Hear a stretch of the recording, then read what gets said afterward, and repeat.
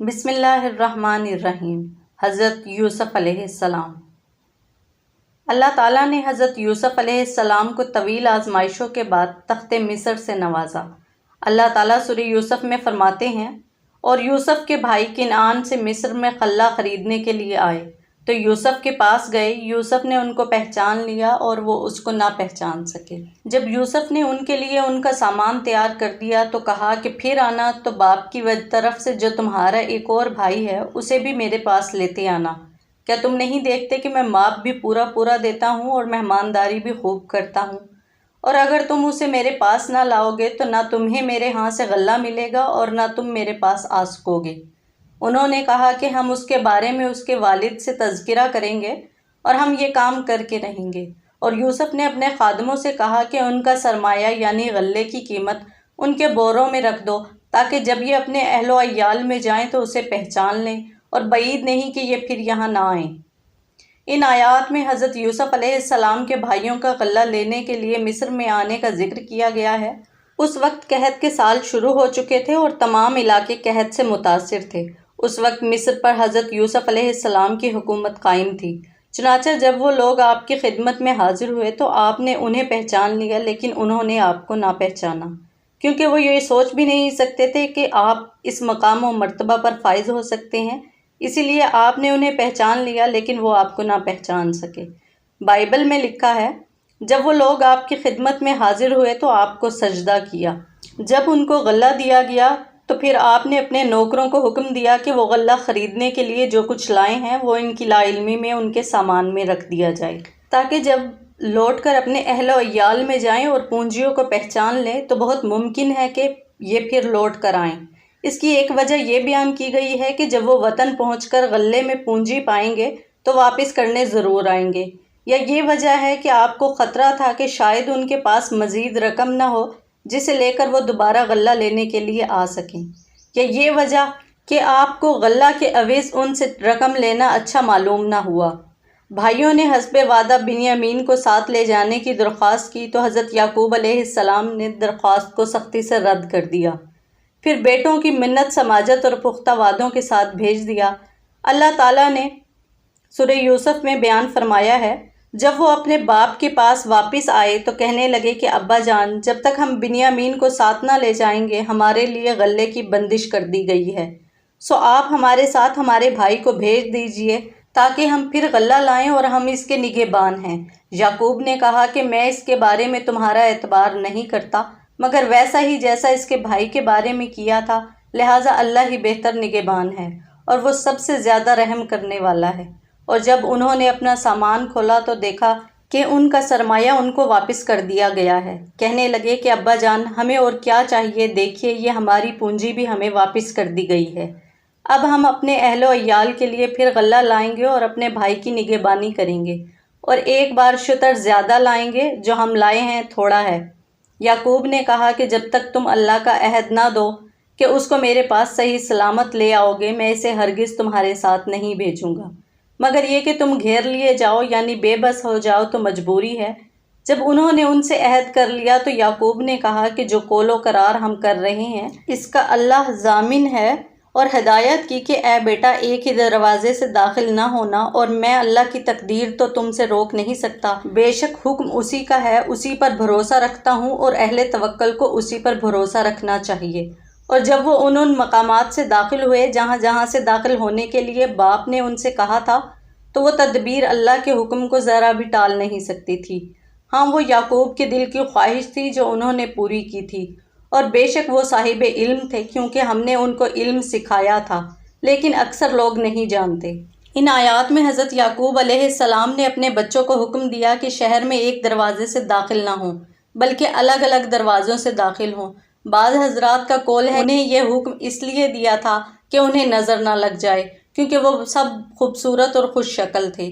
بعض حضرات فرماتے ہیں کہ مقصد یہ تھا کہ الگ الگ داخل ہونے سے شاید کسی کو یوسف کا سراغ مل جائے۔ جب وہ حضرت یوسف علیہ السلام کے پاس حاضر ہوئے تو حضرت یوسف علیہ السلام اپنے بھائی بنیامین کو اپنے پاس روکنا چاہتے تھے، لیکن بلا وجہ آپ انہیں روک نہیں سکتے تھے۔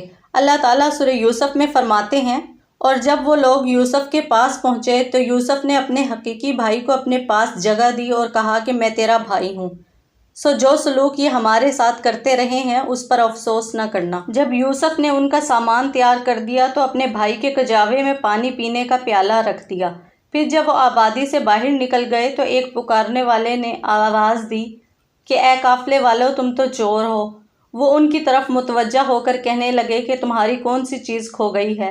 وہ بولے کہ بادشاہ کے پانی پینے کا پیالہ کھو گیا ہے، اور جو شخص اس کو لے آئے اس کے لیے ایک اونٹ کا سامان ہے، اور میں اس کا ضامن ہوں۔ وہ کہنے لگے کہ اللہ کی قسم، تم کو معلوم ہے کہ ہم اس ملک میں اس لیے نہیں آئے کہ خرابی کریں، اور نہ ہم چوری کیا کرتے ہیں۔ وہ بولے کہ اگر تم جھوٹے نکلے یعنی چوری ثابت ہو گئی تو اس کی سزا کیا ہے؟ انہوں نے کہا کہ اس کی سزا یہ ہے کہ جس کے سامان میں وہ دستیاب ہو وہی اس کا بدل قرار دیا جائے، ہم ظالموں کو یہی سزا دیا کرتے ہیں۔ تب یوسف نے اپنے بھائی کے سامان سے قبل ان کے سامانوں کو دیکھنا شروع کیا، پھر اپنے بھائی کے سامان میں سے اس پیالے کو نکال لیا۔ اس طرح ہم نے یوسف کے لیے تدبیر کی، ورنہ بادشاہ کے قانون کے مطابق وہ مشیت الہی کے سوا اپنے بھائی کو نہ لے سکتے تھے۔ ہم جس کے چاہتے ہیں درجے بلند کر دیتے ہیں، اور ہر علم والے سے دوسرا علم والا بڑھ کر ہے۔ برادران یوسف نے کہا کہ اگر اس نے چوری کی ہو تو کچھ عجب نہیں، کیونکہ اس کے ایک بھائی نے بھی پہلے چوری کی تھی۔ یوسف نے اس بات کو اپنے دل میں مخفی رکھا اور ان پر ظاہر نہ ہونے دیا، اور کہا کہ تم بڑے بدگماش ہو، اور جو تم بیان کرتے ہو اللہ اسے خوب جانتا ہے۔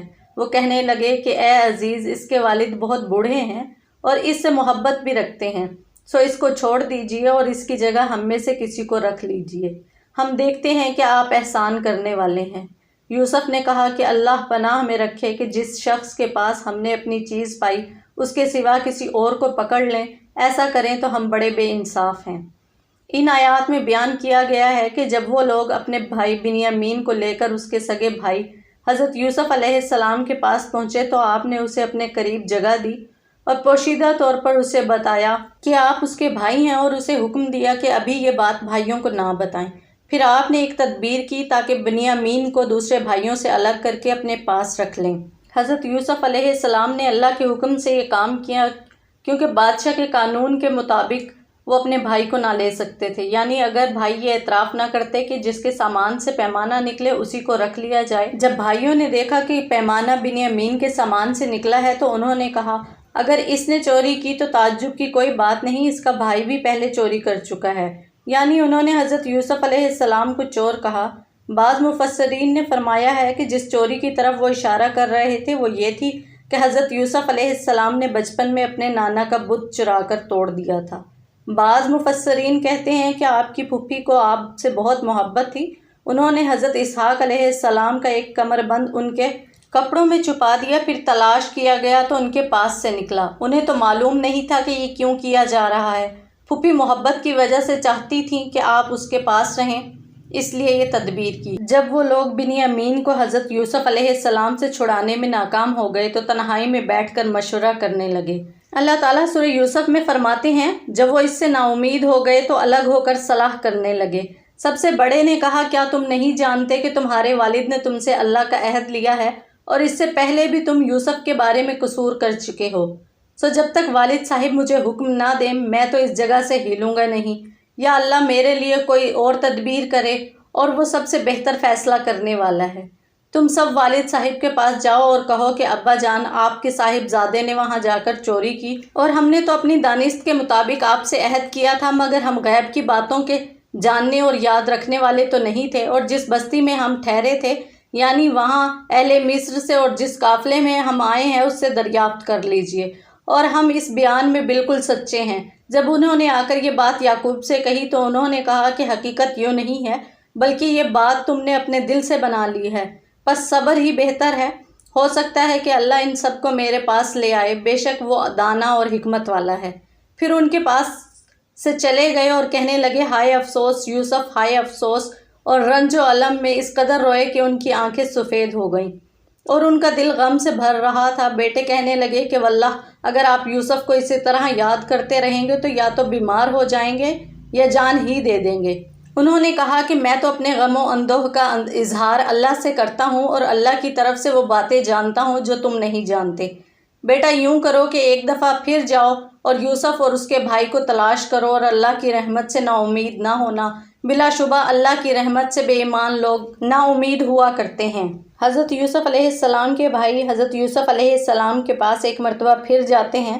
اللہ تعالیٰ سورہ یوسف میں فرماتے ہیں، جب وہ یوسف کے پاس گئے تو کہنے لگے کہ اے عزیز، ہمیں اور ہمارے اہل و عیال کو بڑی مشکلات کا سامنا ہے اور ہم تھوڑا سا سرمایہ لائے ہیں، آپ ہمیں اس کے عوض پورا غلہ دیجیے اور خیرات کیجیے کہ اللہ خیرات کرنے والوں کو ثواب دیتا ہے۔ یوسف نے کہا، تمہیں معلوم ہے کہ جب تم نادانی میں پھنسے ہوئے تھے تو تم نے یوسف اور اس کے بھائی کے ساتھ کیا کیا تھا؟ وہ بولے، کیا تم ہی یوسف ہو؟ انہوں نے کہا، ہاں میں یوسف ہوں، اور بنیامین کی طرف اشارہ کرتے ہوئے کہنے لگے، یہ میرا بھائی ہے۔ اللہ نے ہم پر بڑا احسان کیا ہے، بلا شبہ جو شخص اللہ سے ڈرتا ہے اور صبر کرتا ہے تو اللہ نیکوکاروں کا اجر ضائع نہیں کرتا۔ وہ بولے، اللہ کی قسم، اللہ نے تم کو ہم پر فضیلت بخشی ہے اور بے شک ہم خطا کار تھے۔ یوسف نے کہا کہ آج کے دن سے تم پر کچھ عتاب اور ملامت نہیں ہے، اللہ تم کو معاف کرے اور وہ بہت رحم کرنے والا ہے۔ یہ میرا کرتا لے جاؤ اور اسے والد صاحب کے منہ پر ڈال دو، وہ بینا ہو جائیں گے، اور اپنے تمام اہل و عیال کو میرے پاس لے آؤ۔ اللہ تعالیٰ مزید سورہ یوسف میں فرماتے ہیں، اور جب قافلہ مصر سے روانہ ہوا تو ان کے والد کہنے لگے، اگر مجھ کو یہ نہ کہو کہ بوڑھا بہک گیا ہے تو مجھے یوسف کی خوشبو آ رہی ہے۔ وہ بولے کہ واللہ آپ اسی قدیم غلطی میں مبتلا ہیں۔ جب خوشخبری دینے والا آ پہنچا تو اس نے کرتا یعقوب کے منہ پر ڈال دیا اور وہ بینا ہو گئے، اور بیٹوں سے کہنے لگے، کیا میں نے تم سے نہیں کہا تھا کہ میں اللہ کی طرف سے وہ باتیں جانتا ہوں جو تم نہیں جانتے؟ بیٹوں نے کہا کہ ابا جان، ہمارے لیے ہمارے گناہ کی مغفرت مانگیے، بے شک ہم خطا کار تھے۔ انہوں نے کہا کہ میں اپنے پروردگار سے تمہارے لیے بخشش مانگوں گا، بے شک وہ بہت بخشنے والا نہایت مہربان ہے۔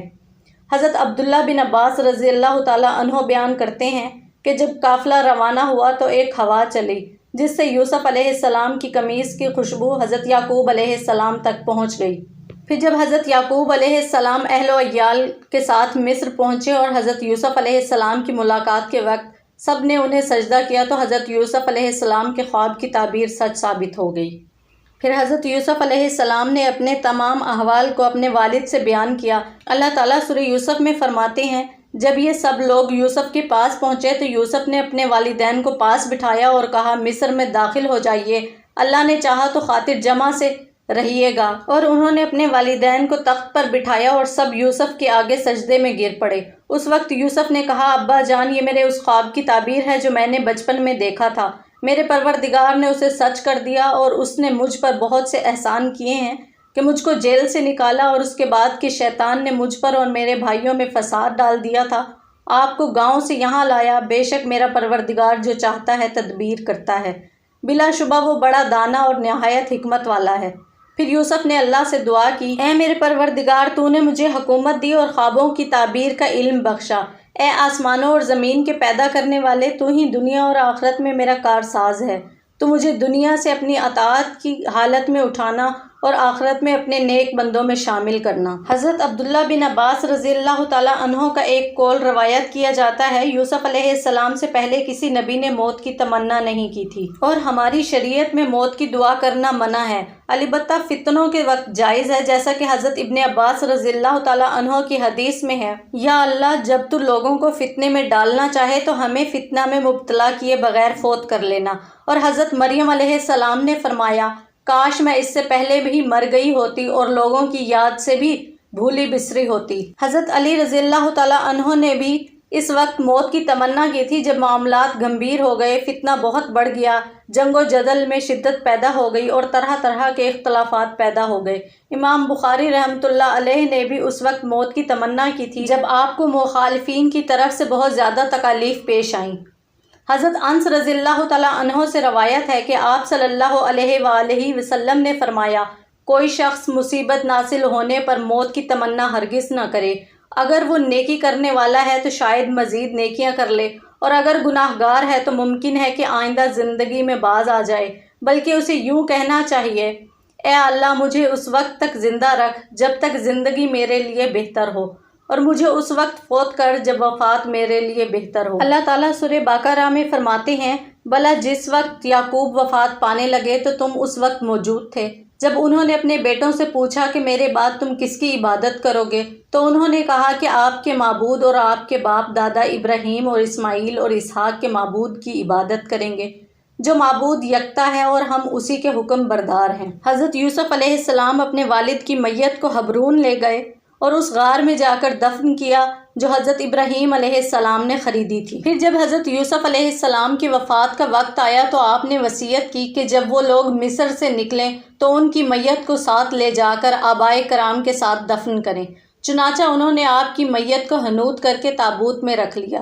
بعد میں جب موسیٰ علیہ السلام بنی اسرائیل کے ساتھ مصر سے نکلے تو آپ کی میت کو ساتھ لے گئے اور آپ کو آپ کے آبائے کرام کے ساتھ دفن کیا۔ اہل کتاب کے قول کے مطابق حضرت یوسف علیہ السلام 110 سال کی عمر میں فوت ہوئے۔